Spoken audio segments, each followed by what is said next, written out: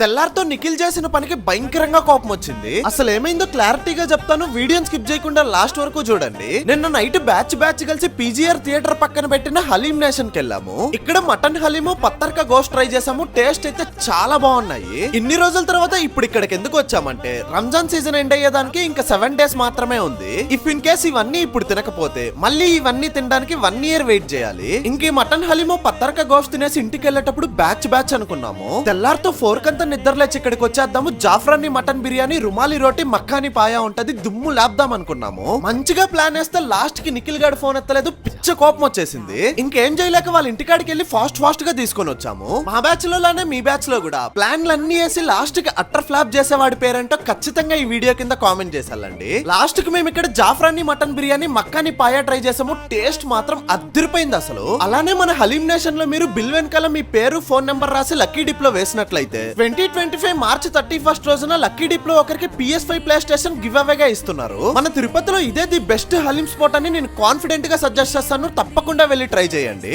ఈ haleem nation spots మన తిరుపతిలో చాలా దగ్గరలో ఉన్నాయి. నేనైతే పీజీఆర్ పక్కన పెట్టిన హలీం నేషన్ కి వెళ్ళి ట్రై చేశాను. త్వరగా మీరు కూడా మార్చి 31 లోపల వెళ్ళి ట్రై చేసేయండి. అదన్నమాట మ్యాటర్. Okay bye.